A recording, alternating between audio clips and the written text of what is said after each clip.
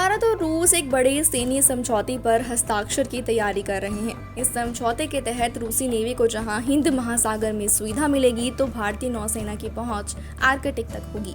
इस सैन्य समझौते के पीछे भारत की एक बड़ी योजना चीन को काउंटर करने की है, लेकिन ये समझौता ड्रैगन को टेंशन दे सकता है। आज की वीडियो में हम आपको बताएंगे अंतर्राष्ट्रीय समुद्री अभ्यास में भारत की तैयारी क्या है। दरअसल भारत और उसका भरोसेमंद दोस्त रूस निकट भविष्य में अपनी रक्षा को बढ़ावा देने के लिए एक सैन्य रस्सी समझौते पर हस्ताक्षर करने की तैयारी कर रहे हैं। रूस की तरफ से इस समझौते को मंजूरी दे दी गई है।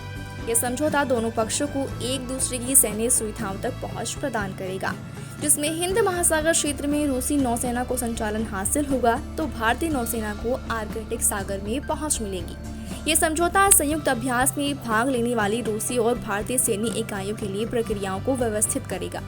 इसके साथ ही बढ़ते भू राजनीतिक तनाव के बीच ये यूरेशियन सुरक्षा ढांचे को भी बढ़ा सकता है। समझौता सैन्य कर्मियों के लिए वीजा और आवर्जन प्रोटोकॉल में भी मदद करेगा।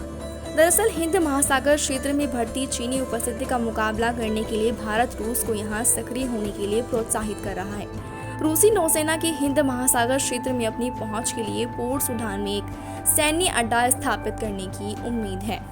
रूस हिंद प्रशांत क्षेत्र में म्यांमार और वियतनाम में अपनी सैन्य उपस्थिति का विस्तार करने की भी योजना बना रहा है। इसके साथ ही भारत को एक महत्वपूर्ण भूमिका निभाने के लिए प्रोत्साहित किया जा रहा है।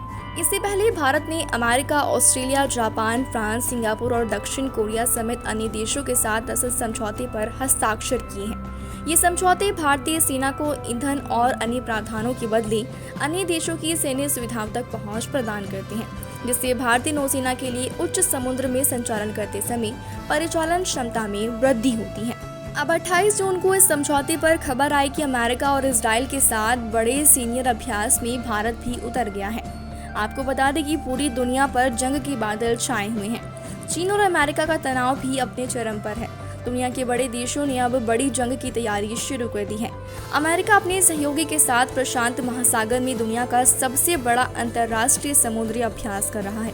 इस अभ्यास का नाम रिम ऑफ द पैसिफिक रखा गया है। इसमें दुनिया भर से 29 देशों की सेनाएं हिस्सा ले रही हैं। इसका आयोजन चीन और रूस के लिए खतरे की घंटी से कम नहीं है, क्योंकि चीन के दुश्मन देश जापान, साउथ कोरिया इसमें शामिल है। भारत भी इस ड्रील का हिस्सा है।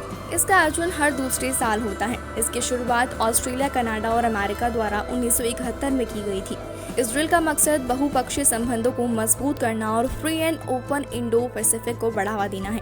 इस अभ्यास में दुनिया भर के ताकतवर सेनाएं अपने जहाजों, हथियारों के साथ शामिल हो रही हैं। लगभग 29 राष्ट्र, 40 सरफेस जहाज, 3 पनडुब्बियां, 14 देशों की थल सेनाएं, 150 से ज्यादा एयरक्राफ्ट और 25,000 से ज्यादा सैन्य कर्मी शामिल हो रही हैं।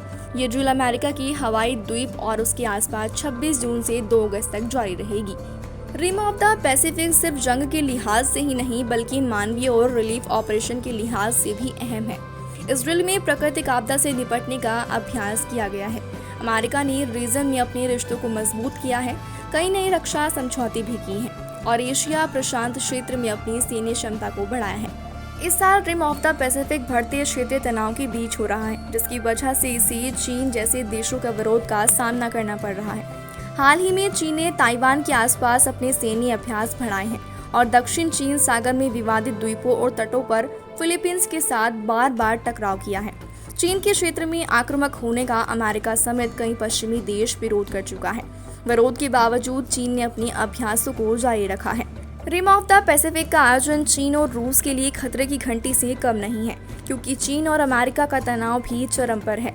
अब देखना होगा कि अंतर्राष्ट्रीय समुद्री अभ्यास से चीन पर क्या असर पड़ेगा। इस खबर पर आप क्या राय रखते हैं, हमें कमेंट बॉक्स में ज़रूर बताइएगा। मिलते हैं नेक्स्ट वीडियो में, तब तक के लिए शुक्रिया।